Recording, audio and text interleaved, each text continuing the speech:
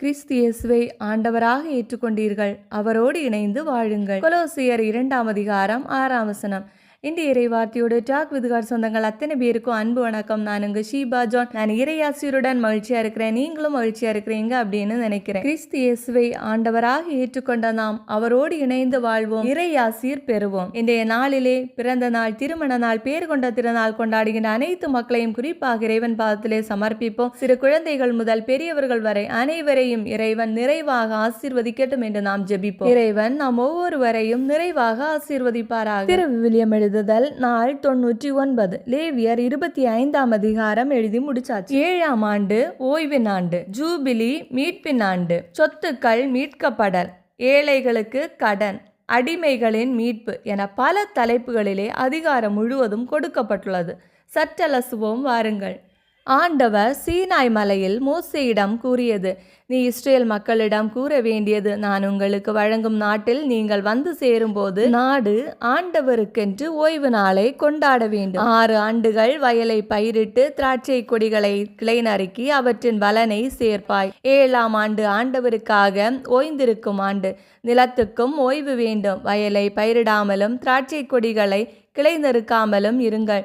தானாய் விளைந்த பயிரை அறுக்காமலும் கிளை நறுக்காத திராட்சை கொடிகளிலிருந்து பழங்களை சேர்க்காமலும் இருக்க வேண்டும். அது நிலத்துக்கு ஓய்வு ஆண்டு. உனக்கும் உன் பணியாளனுக்கும் உன் வேலைக்காரிக்கும் உன் கூலி ஆட்களுக்கும் உன்னிடையே தங்கியிருக்கும் அந்நியனுக்கும் ஓய்வு நில பயிர் விளைச்சல் உருவாயிருக்கட்டும். உன் வீட்டு விலங்குகளுக்கும் உன் நாட்டிலுள்ள காட்டு விலங்குகளுக்கும் அவையே உணவு. தொடர்ந்து வரும் 7 ஓய்வு ஆண்டுகளை 7 ஆண்டுகளாக 7 முறை எண்ணிக்கையிட்டு அவை 49 ஆண்டுகளாகும்.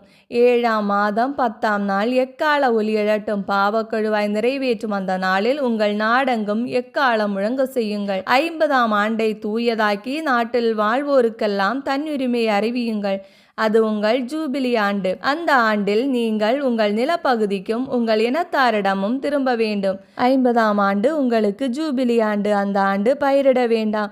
தானாய் விளைந்ததை அறுக்க வேண்டாம். கிளை நறுக்காத திராட்சை செடியினின்று கனி சேர்க்கவும் வேண்டாம். ஏனெனில் அந்த ஆண்டு ஜூபிலி ஆண்டு.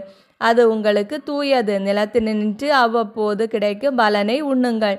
அந்த ஜூபிலி ஆண்டில் அவரவர் தம் காணியாட்சிக்கு திரும்பி செல்ல வேண்டும். உங்களுள் ஒருவனுக்கு நிலத்தை விற்கவோ அவனிடத்தில் வாங்கவோ செய்யும் பொழுது ஒருவரை ஒருவர் ஏமாற்றாதிருங்கள்.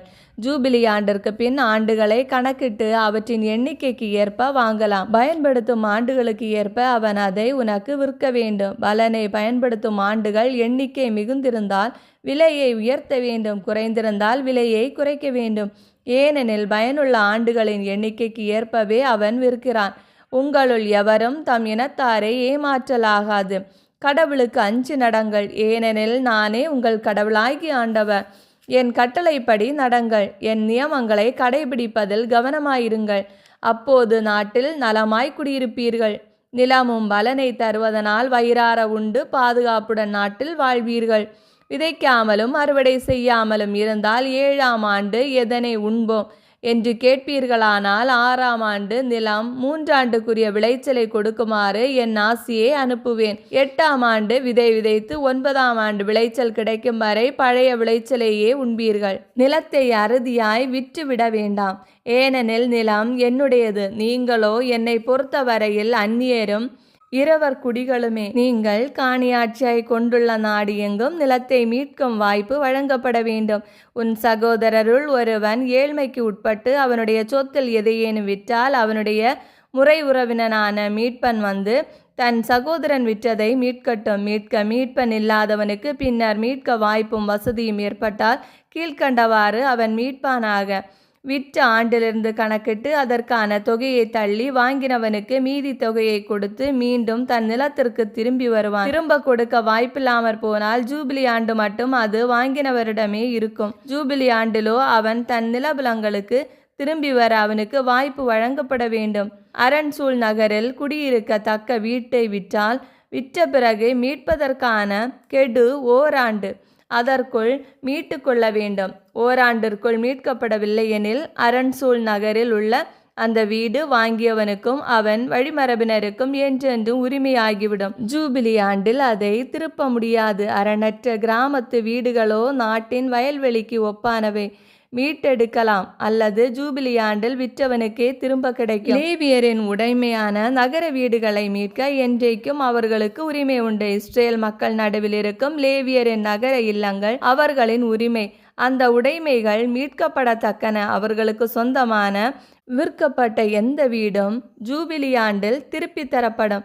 நகர்களின் பொது நிலமான வயல்வெளிகளை விற்கலாகாது, ஏனெனில் அது அவர்களுக்கு நிலையான உடைமையாகும். உன் சகோதரர்கள் ஏழ்மைப்பட்டு இழைத்து போனால் அவர்களுக்கு உதவு.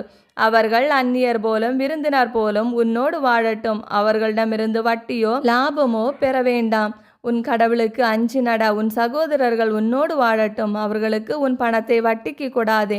உணவே அதிக விலைக்கு விற்காதே. உங்களை எகிப்து நாட்டு நின்று அழைத்து வந்து உங்கள் கடவுளாய் இருக்கும்படி கானான் நாட்டை கொடுத்த நானே உங்கள் கடவுளாகி ஆண்டவர். உன் சகோதரர் ஏழ்மைப்பட்டு உனக்கு விலையாகி போனால் அவர்களை அடிமை போல் நடத்த வேண்டாம். அவர் கூலியாள் போலும் விருந்தினர் போலும் உன்னோடு தங்கி ஜூபிலி ஆண்டு வரை உன்னிடத்தில் பணியாற்றட்டும். பின்னர் அவரும் அவர் தம் பிள்ளைகளும் விடுதலையாகி தங்கள் இனத்திற்கும் மூதாதையரின் நிலபுலங்களிடத்திற்கும் திரும்பி செல்லட்டும். எகிப்திலிருந்து அழைத்து வந்த இஸ்ரேலராகிய அவர்கள் என் வேலைக்காரர்கள். அவர்கள் அடிமையாக விற்கப்படலாகாது. உன் சகோதரரை கொடுமையாய் நடத்தாதே. உன் கடவுளுக்கு அஞ்சி நட. உன் அடிமைகள் ஆணும் பெண்ணும் உன்னை சுற்றிலும் உள்ள வேற்றினத்தவராய் இருக்கட்டும். வேற்றினத்தாரிடமிருந்து நீ அடிமைகளை விலைக்கு வாங்கலாம். உங்களிடம் தற்காலிகமாய் தங்குகிற அந்நியரின் பிள்ளைகளிலும் உங்கள் நாட்டில் உங்களிடையே பிறந்திருக்கிற அவர்களுடைய இனத்தவரிலும் உங்களுக்கு அடிமைகளை வாங்கி உங்களுக்கு உடைமையாக்கி கொள்ளலாம். அடிமைகளை உங்களுக்கு பின்னர் உங்கள் பிள்ளைகளுக்கும் பிறப்புரிமையாக்கி என்றும் உரிமை கொண்டாடலாம்.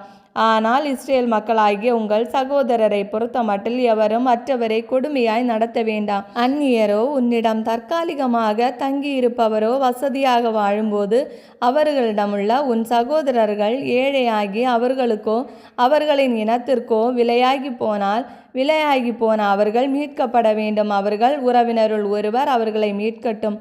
அவர்களுடைய தந்தையின் சகோதரனோ அவரின் மகனோ அவர்களின் முறை உறவினரோ அவர்களை மீட்கட்டும். அல்லது வசதி ஏற்படும் போது அவர்கள் தம்மை தாமே மீட்டு கொள்ளட்டும்.